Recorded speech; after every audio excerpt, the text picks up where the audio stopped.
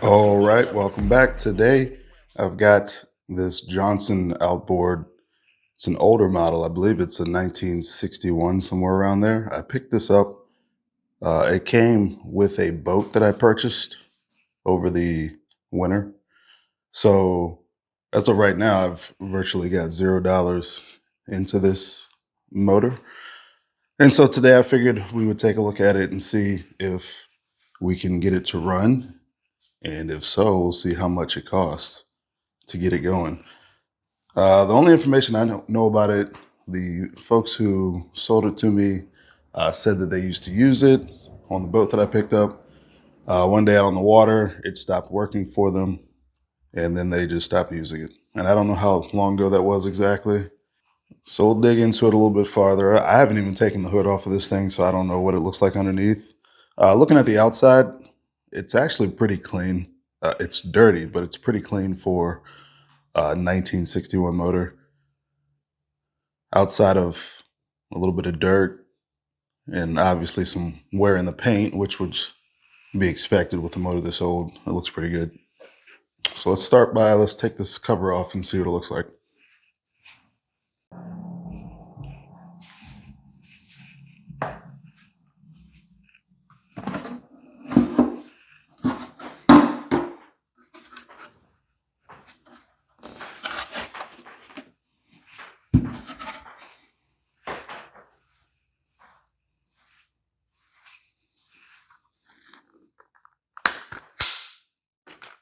All right, so the first thing I noticed was this thing has a starter on it, but there are no power cables coming off of here. All right, so it looks like all the power that's running to the starter comes to this right here. So there's a harness that's supposed to be plugged into here, which I don't have. So I'll have to look into that and see if they're available.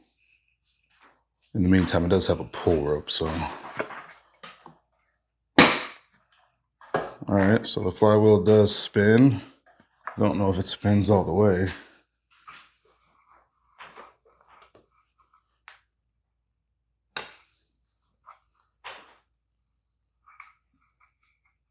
It does feel like it has some compression. Don't know how much.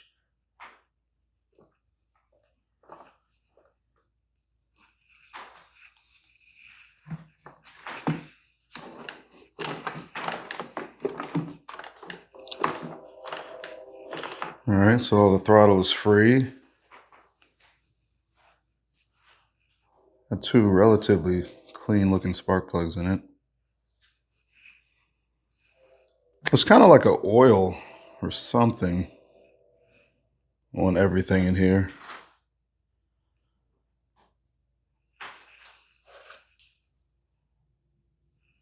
And it's kind of evenly distributed on everything.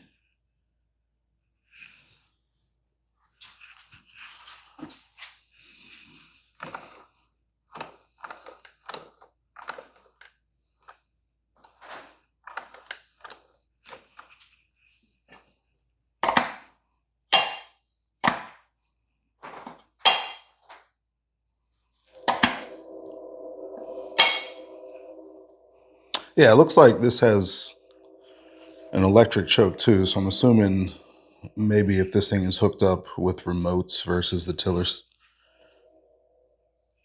maybe that harness that comes with it will have all the functions and controls for that.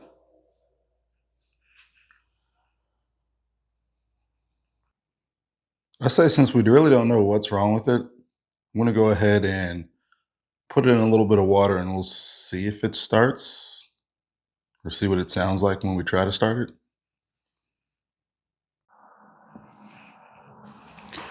All right, we got some water. It's hooked up to fuel right now. Let's see, choke out.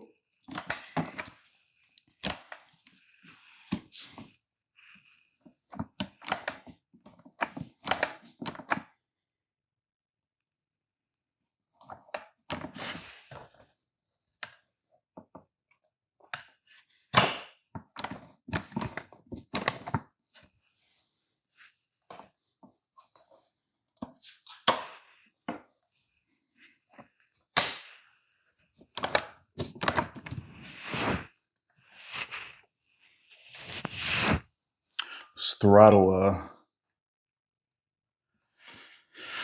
so cam roller seems to get stuck. All right, I think it's good now.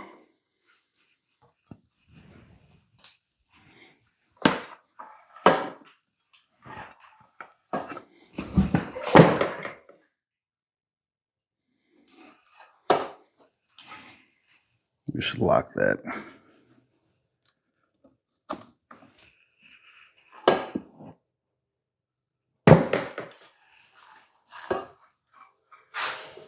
Oh, Christ.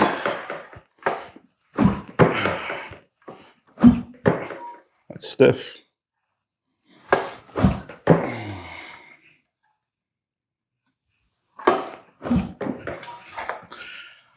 Okay, just kidding.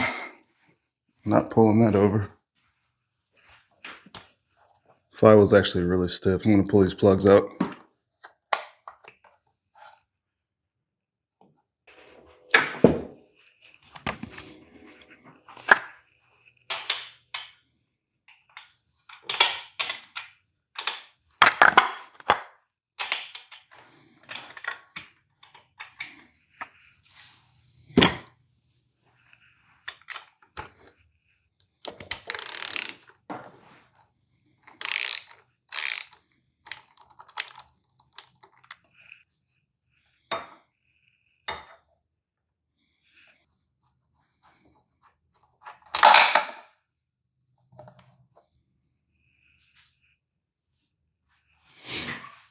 So I did just drop this.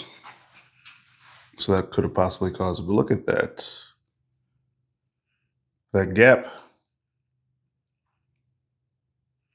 doesn't exist. That was the top cylinder.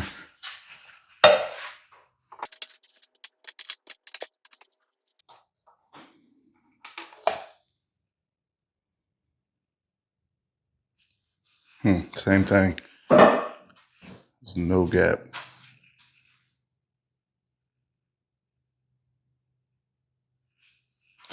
Well, I don't think it would run like that. Let me see if it's easier to pull over now.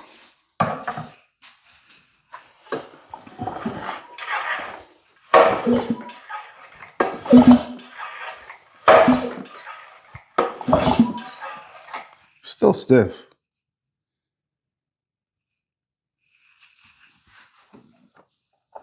I think it's in the pull rope.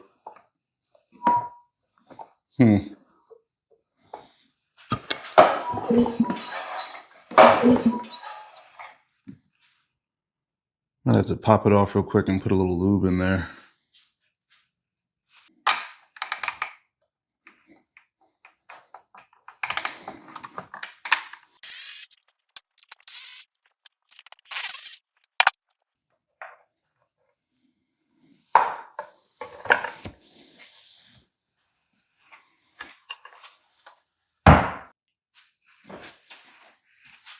All right, so the pull rope is stiff.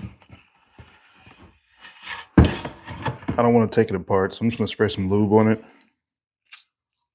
and hope for the best.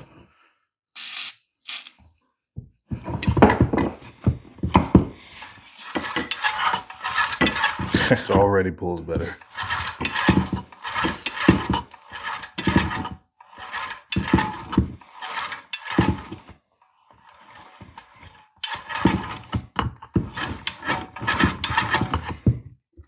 How about that?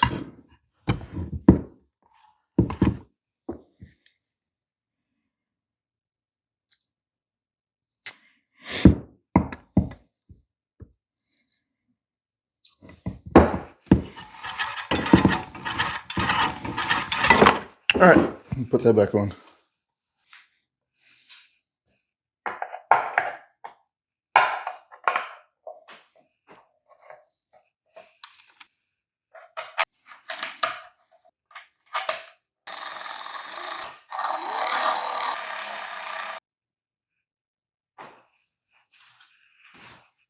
So pull ropes back on. I've got these spark plugs there cleaned up and I put a gap into them. So let's see what it does.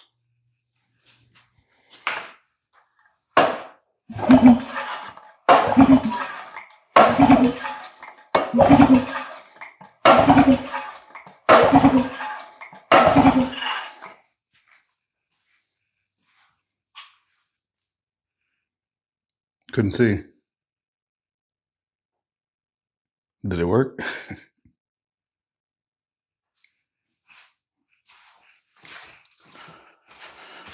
All right, I look back at the footage from the spark test, and it's kind of inconclusive. I did see spark on both of the spark plugs at one point or another, but I couldn't tell if it was consistently firing. So sometimes it's difficult with the frame rate of the cameras to pick up the spark. So I guess that didn't really tell me anything. It told me we may or may not have spark.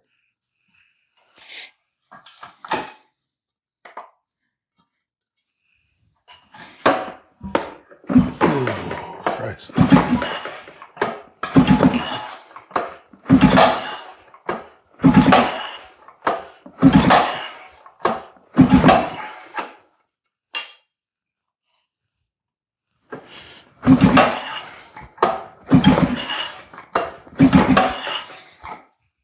Still kind of hard to pull. It didn't sound like it wanted to fire at all. I might try really quickly to put a little fuel in the cylinders and see if that works. All right, let's go for the compression test. Top cylinder first.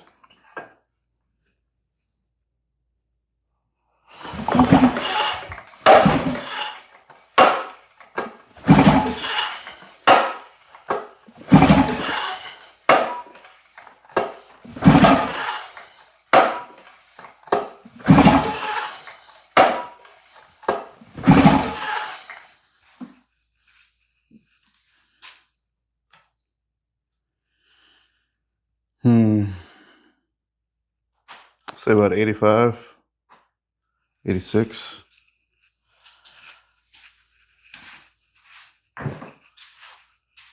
Not the best.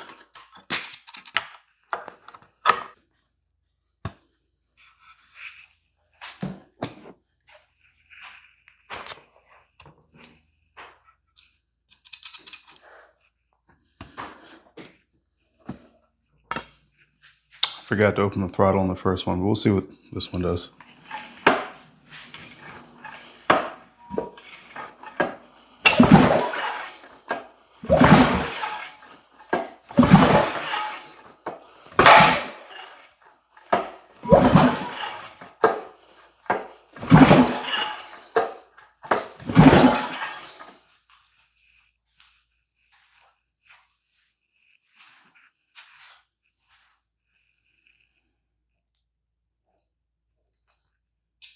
I think that button was. I think the button was being pressed. Hang on. Let's try it again.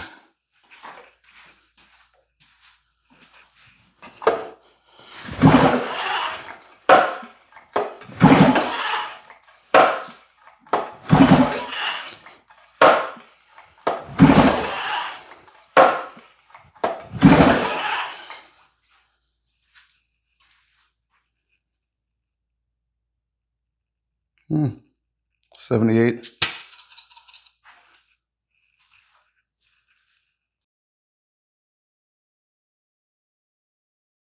Here, I noticed that the fuel filter was leaking.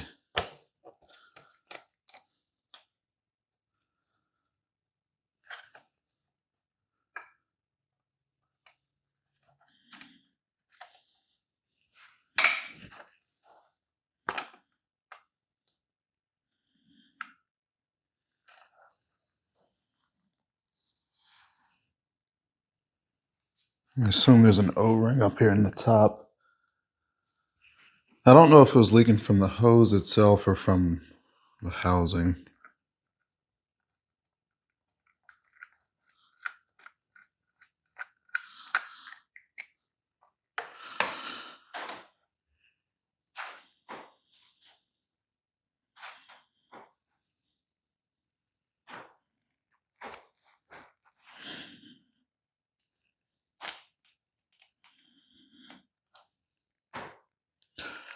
Yeah, so if you look at that, gasket looks a little beat up there.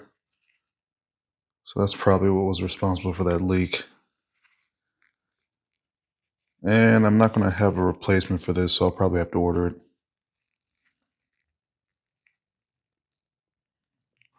So in the meantime, I'll go ahead and put it back in there.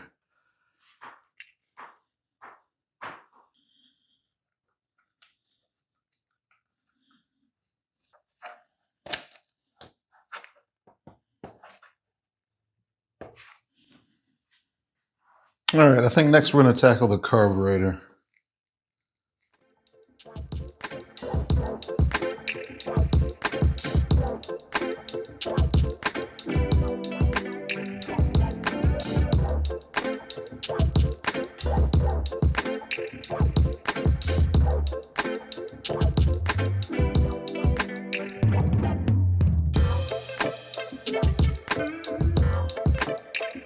So with the airbox off, I can see in here a little bit better. And one thing I noticed, if you look at the cam follower here, it's kind of worn out in the middle.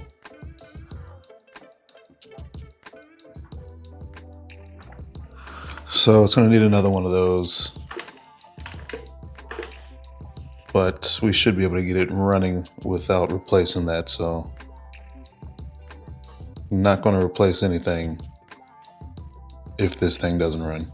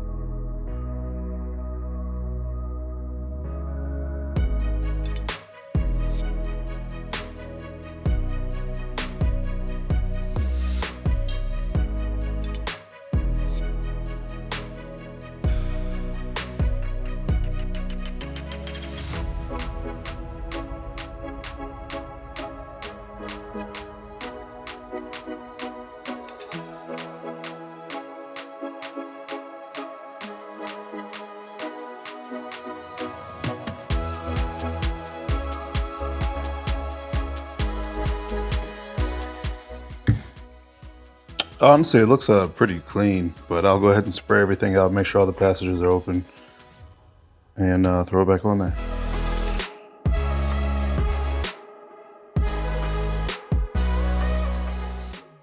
Since the carburetor looked pretty clean, I'm gonna go ahead and put it back together. I think that we checked spark on it and we checked compression. Compression's just okay, but it still should be good enough to run the motor. But the spark was, now that I'm thinking about it, was a little bit weak, and I'm not sure that it actually fired every single time like it was supposed to. So we'll get the carburetor back on it, and then we'll take the flywheel off and take a look at the points.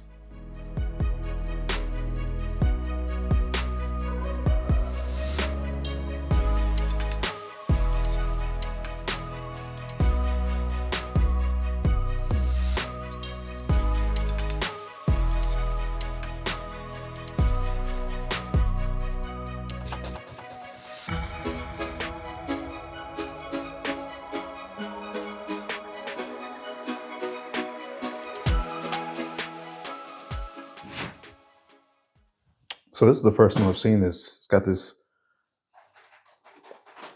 little window in the flywheel where you can take a look at everything that's in there. The coil, condenser, points, you can see it all. Still gonna take the flywheel all the way off. It's just easier for me.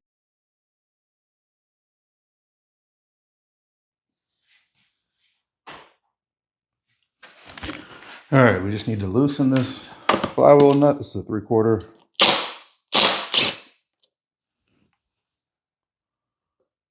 And then I won't take it all the way off. We want to use a puller on this flywheel. It'll pull it up. Sometimes it can be a little violent. So if you don't leave this nut on here, this thing can go flying off in the air. Ask me how I know.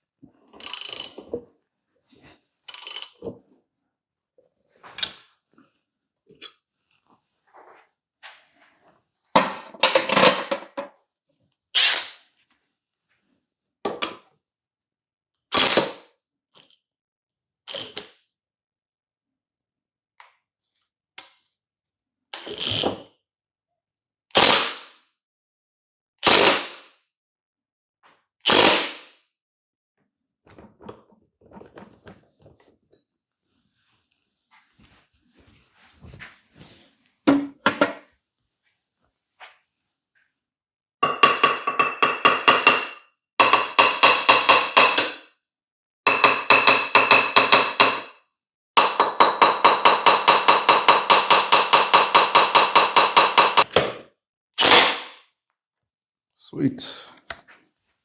Let's give it a little tip and tap. Yeah, I find that tapping on it kind of helps. They pretty much always get stuck, and just using the puller alone most of the time isn't enough. If you give it a couple soft taps, you don't want to rap on it too hard because you are hitting basically directly onto that crankshaft. So you don't mess anything up, but yep, give it some vibrations. Normally it'll do the trick.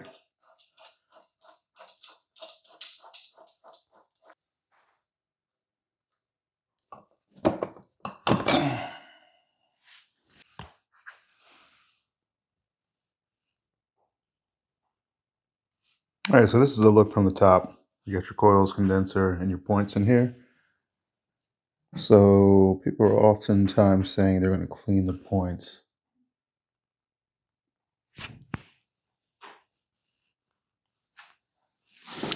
You grab a light.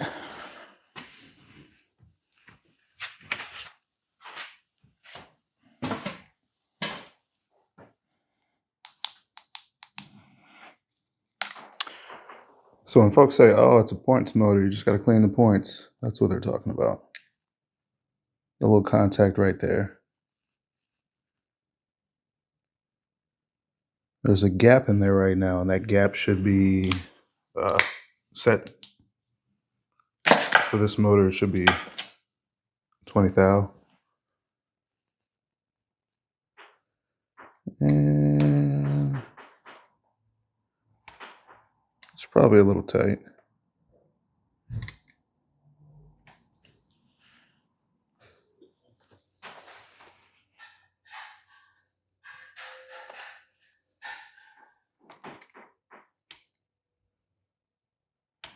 Yeah, it's a little tight. Let me check the other one.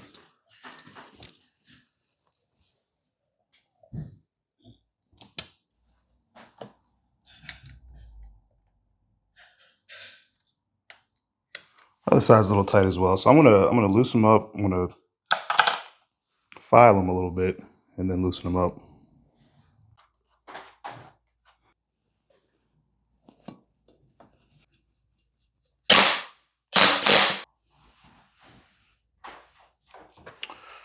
I made a mistake putting this on too soon, so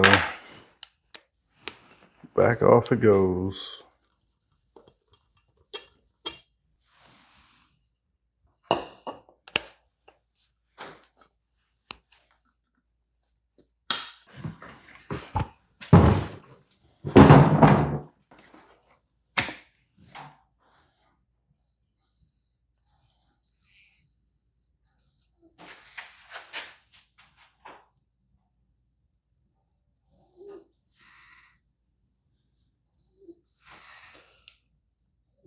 Well, there are several leaks. So I'm seeing a leak at the actual hose connection.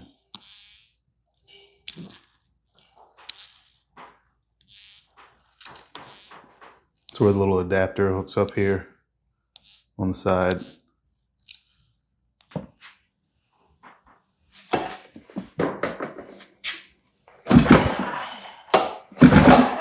Forgot how hard this thing was to pull.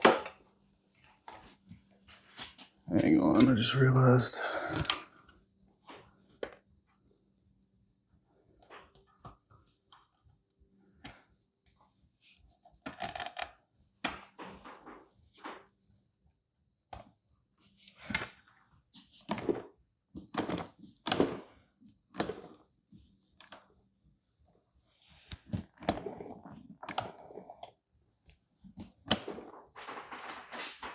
Right.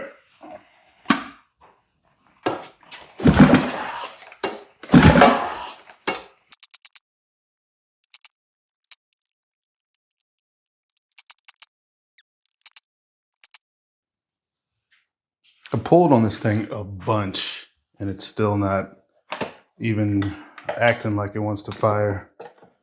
So I'm going to take a look at these spark plugs again, or not spark plugs. I'm going to check for spark. See if it got any better after cleaning the points.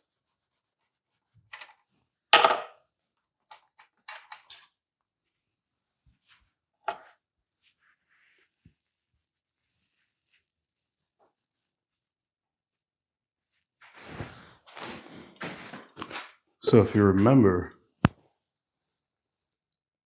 when we first got this,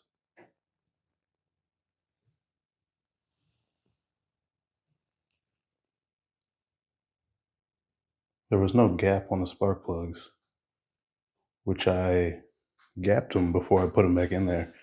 And this is smashed back down. So I'm wondering if this is the wrong spark plug for this motor. I think it's a little too long. And the piston is making contact. It's not good. I'm gonna grab my scope and take a look at the pistons. All right, so we actually don't need the scope in order to see this. If you look in there, hang on, let me grab a flashlight. So if you look in there, you can see where the piston's been hitting the spark plug. The top cylinder was a little bit worse, but the bottom cylinder was also making contact. So that's an issue. And now that I think about it, I should have realized that was what was going on from the go, because the first thing we did, we pulled these spark plugs out and we noticed that they didn't look right. So this fuel line right here, this is where the fuel comes in. I noticed it was leaking when I was trying to prime it. So I unscrewed the connector and just kind of wiggled a little bit, and it just split in half. So I'm going to replace this line, and then we'll try again. This is the line I just pulled out. It looks bad.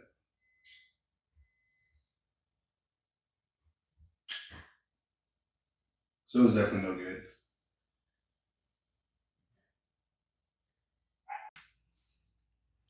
All right, new fuel line is in.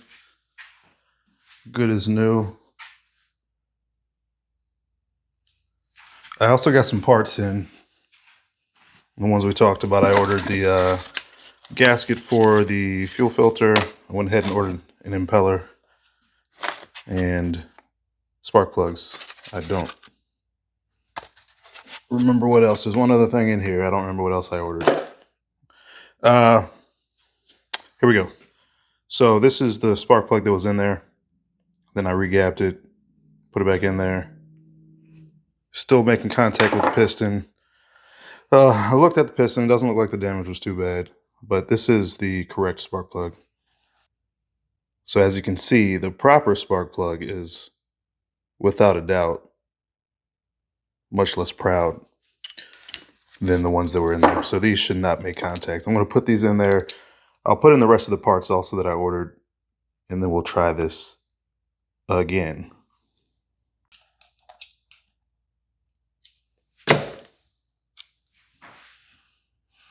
So old gasket, put the new one in.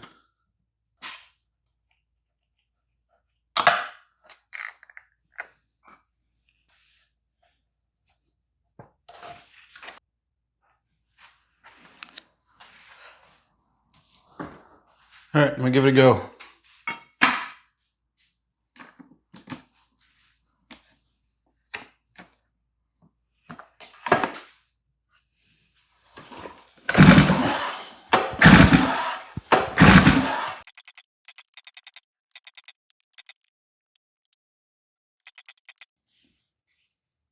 All right, so after that tug of war session, I went and pulled these spark plugs again just to take a look at them, and they were both bone dry, so they're not getting any fuel back here. So I have the service manual downloaded on my computer. I'm gonna go take a look at that, see what the factory, the recommended starting point for the mixture screws are, and then I will set those and see if we can use that to get us running finally.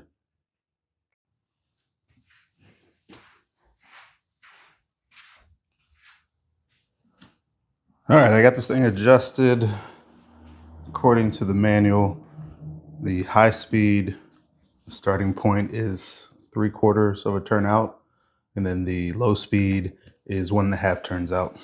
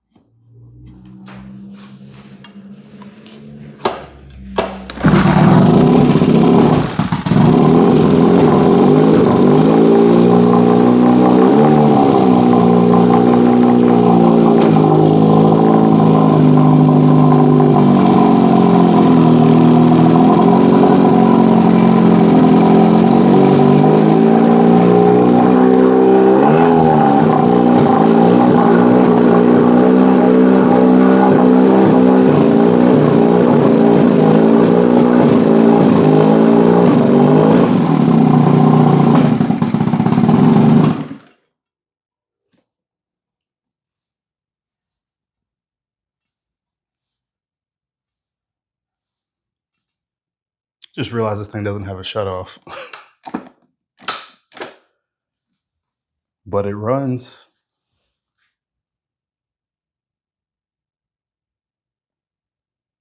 I just got to come up with a way that I can shut this thing down if I need to. I guess I can block off the intake. All right, let's see if it'll go again.